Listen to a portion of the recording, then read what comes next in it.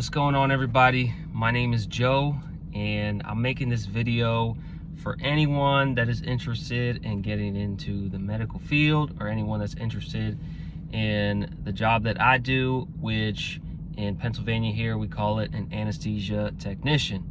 So mainly this video is about being an anesthesia technician and what to expect and the jobs and responsibilities, you know, all the things basically that we have to handle here in the OR. And I hope that it can be an encouragement to anyone that's thinking about getting into this role. And this video won't cover everything. I want to keep it kind of, I don't want to make this too long, but I want to be able to just share enough that you kind of get a general picture of what the job entails, so you can kind of decide whether this is something you want to get into. So the first thing I want to say is that I think this is a great job for anyone that is thinking about going pre-med, because you have exposure to a lot of different things. You interact with a lot of different healthcare providers, such as nurses, CRNAs, anesthesiologists, surgeons. You talk a lot with medical sales reps that handle equipment. You talk a lot with a lot of people who coordinate a lot of different things just in the OR in general, and the OR's next to the PACUs. So you could talk to PACU nurses, you could talk to GI people, GI colorectal surgeons. I mean, like every surgeon. I mean, there's so many different types of people you could talk to that it is just a wealth of exposure to help you figure out what might interest you, you know, whether, you know, you want to go on being a doctor. A lot of people for their medical school applications want to have, you know, that unique experience to put on their application. So this is something I think an anesthesia tech, because you have so much exposure to different things in the medical field in one central place, which is the operating room. I think this would be a great place or great job to put on your medical school application, and just to, you know, on top of that, get tons of experience, learn so much. So that's the first thing I want to say. The second thing I want to say is I really love this job.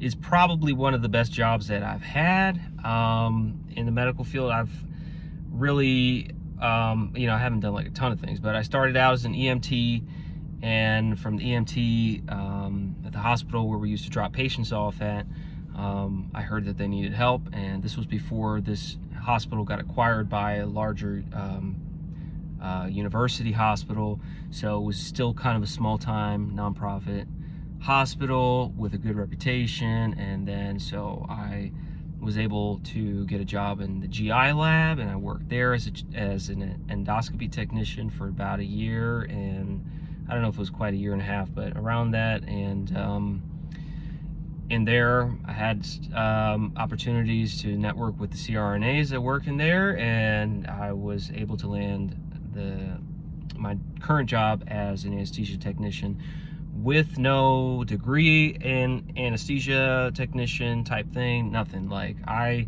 really got into this hospital with my EMT experience, and it helped me get my foot in the door.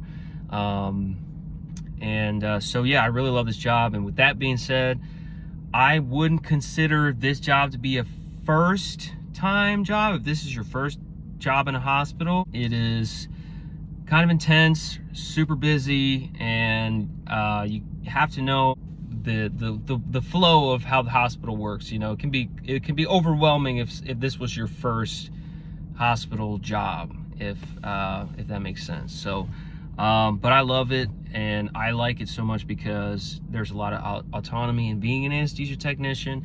You aren't designated to just be in one place, because we're in charge of like managing the inventory in the OR and making sure the anesthesiologists and nurse anesthetists have everything that they need for whatever cases they may have that day. So we're stocking rooms, so we're going from room to room. I mean, we could literally walk into, you know, an OR in the middle of a surgery, you know, if we have a reason to be there, and nobody questions that, because you're there to support the CRNA or the anesthesiologist. So if we're going in there, it's for an important reason. So I mean, you're not stuck in one area, and basically I am entrusted with the responsibility to make sure that everything gets done. Rooms are stocked.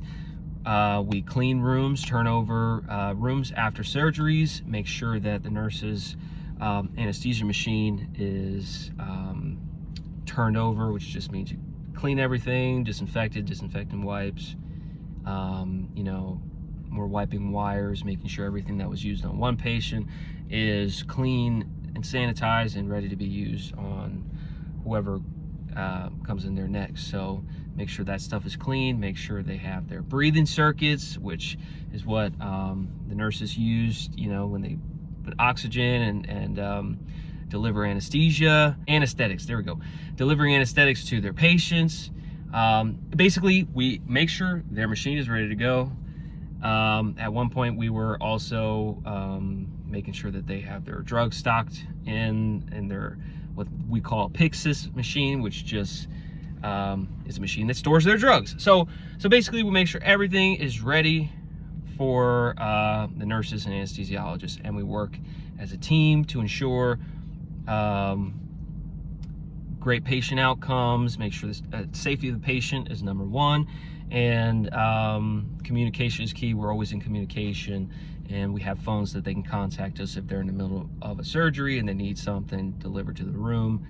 The anesthesiologists are incredibly busy themselves, and they don't have time to be, you know, delivering random pieces of equipment or drugs to a nurse in the middle of a case when there's so much going on. So that's where the anesthesia techs come in, and we can help in that way to kind of fill in the gaps with whatever they need. Any emergency that may come up, we can supply them with supplies and make sure that they have what they need. So they can be less stressed, and everything continues to move smoothly, and that kind of forms a chain reaction that everything else flows smooth, the surgery flows smooth, surgeons are happy, nurses are happy, everything that's happening is just smooth operation. That's what we love to see.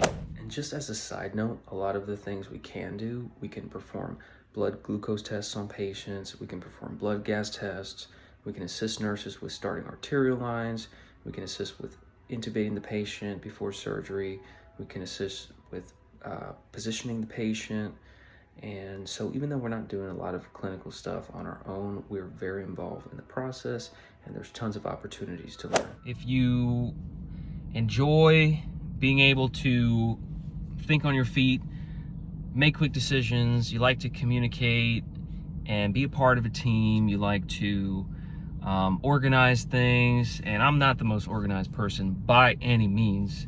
In fact, I'm probably one of the most disorganized people, and this job actually helped me to be a more organized person and learn how to prioritize better, because it is just essential to the job. And if you don't do this, people can't rely on you.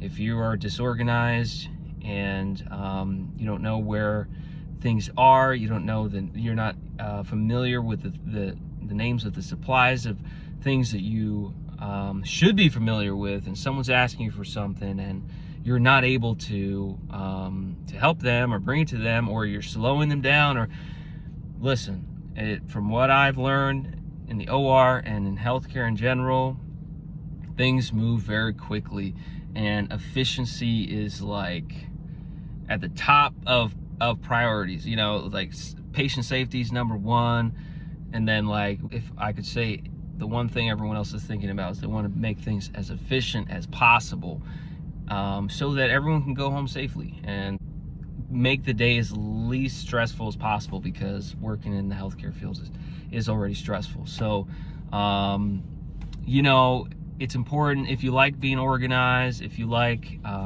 learning a lot, there's so many different things that you can be exposed to. We have a little team, and we cover basically anywhere that they're doing a surgery.